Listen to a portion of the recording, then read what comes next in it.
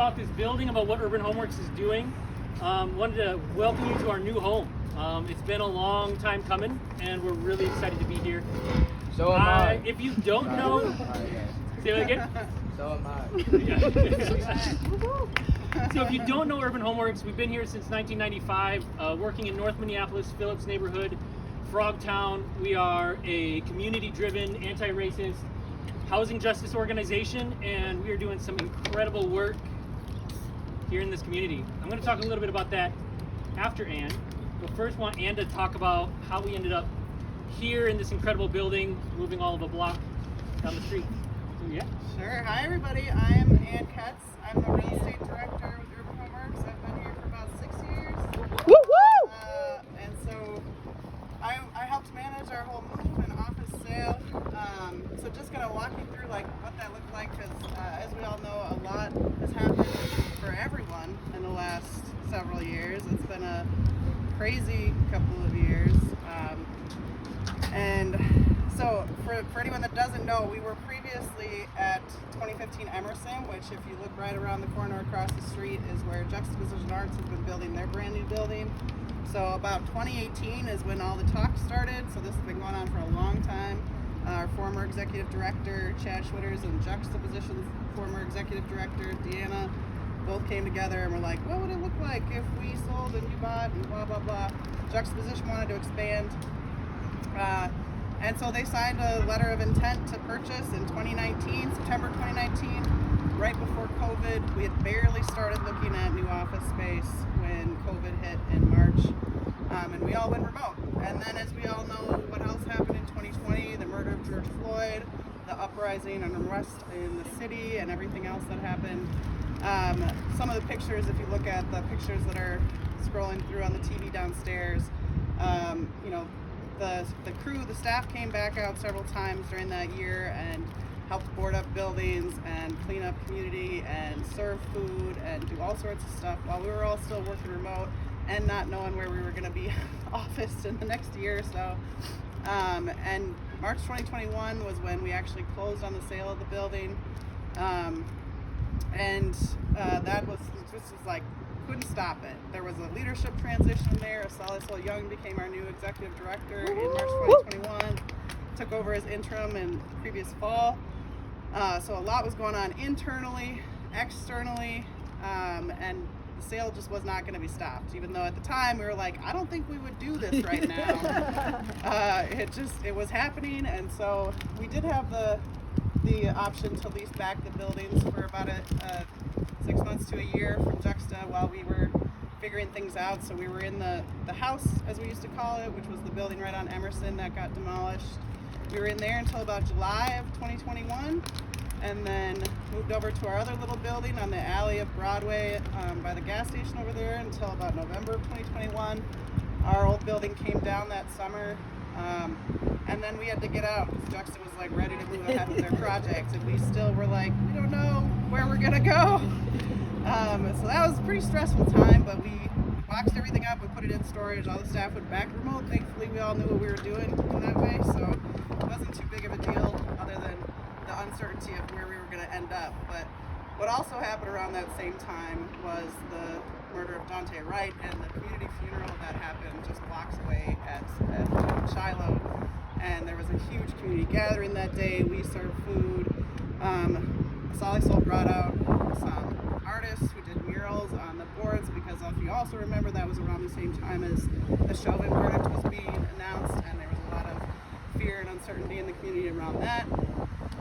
And so we had artists that painted murals on our building, and just brought everybody together. And it was that day that Asali and Calvin connected on the street corner and started talking about the work that Tri Construction was doing here on their build out and development of this building. And we had been looking at spaces, and all we were finding was stuff that was up in Camden or down in far near north, or like Bryn Mawr, and it just was really outside of. If you ever look at a map of our rental properties, this is the epicenter of our properties, and we really wanted to maintain that presence here on Broadway, not only because of all the community stuff that we've been a part of and wanting to still be here, but the ability of our residents to be able to access us easily. And so that was just kismet that happened. negotiating a lease and working through that. We did, like I said, we moved out in 2021. Took us about a year to get this all done, but it's a beautiful space, and like I think all of the staff are so happy. We're able to have resident meetings in our space and other community gatherings and things like that, and bring everybody together. And so just super grateful to Try, Calvin, and the whole team that helped out. Some of the other folks that helped us on our side, we had Chris Brogan, who's a local Northside broker, that helped us finding space and helped us negotiate the lease. Our attorneys were Bridget Hust and Aaron Vliem, who Aaron is on our real estate committee as well. And I've got a couple more that I'm blanking on at the moment. Don't forget to shout out yourself, and Oh, yeah. shout out to Wayfair, that's who we bought all our furniture from. Solly Soul Young, our executive director. Lydia Detweiler, who also helped with the office move and helped put things together. And then all the other Urban Homework staff who helped with marketing and everything else. Like it just, it was a big lift, but it's an amazing space. So thank you to all of our other supporters as well. Really appreciate the support along the way.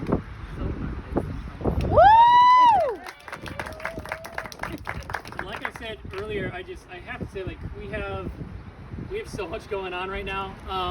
I just really am excited to have you be in this space from which we do, like, this isn't where the magic happens. The magic happens there, but this is where our team of 15 staff, our board, our committees come together. We're doing a ton. We are breaking ground on 8 homes this year. We are continuing to sustain and support 134 rental units this year. Continue to advocate for housing justice.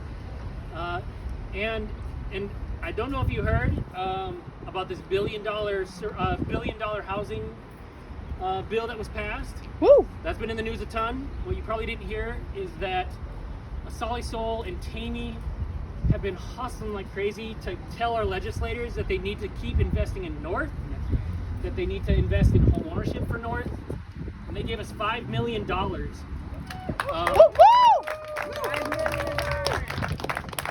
that $5 million is on top of everything else we're already doing. And so it's just a really incredible opportunity for us to look around. We pride ourselves on being a community-driven nonprofit. And community to us means our residents in our rental units, our homeowners hustling for their families and for themselves and for their future. It is the board, it's the committees, it's the staff committed to this mission, committed to this work. It's donors and volunteers who recognize that it takes money, it takes time to do this. And so I have to, as the development director, I have to challenge everybody to think about how you're part of this community, to invite you to be part of this community, to make a gift to this work that is transformational. And I think about transformational gifts as a gift that's not just an afterthought. It's not just a nice idea, but it's something that transforms your relationship with this organization and with this mission. It's something that might be a sacrifice. Think about that gift, and I really encourage you to think about what that would look like. I mean, I have to say, like, if that gift is $1 million, I cannot begin to tell you what incredible work that would do in this organization. If that gift is $100, like, I can't begin to tell you the incredible work that would do in this organization. I really hope that you become a part of our donor community, because it's an incredible community. Look around. You are part of a community of residents, homeowners, committee members, staff, donors. This is an incredible organization to be a part of. So if you have any questions about what it means to become part of this community, about what we're doing, connect with me, connect with any of our staff, and ask. We would love to have you be part of this community. So that's all the comments that I have. I just want to welcome you again to this space. We have tons of drinks. We have lots of snacks. Stay as long as you want. This space is meant to be a collaborative space, both in our workspace and here. Enjoy. This is community space. And so again, just a huge thank you for everyone for being here. And welcome to this community. So thank you for being here. Thank you.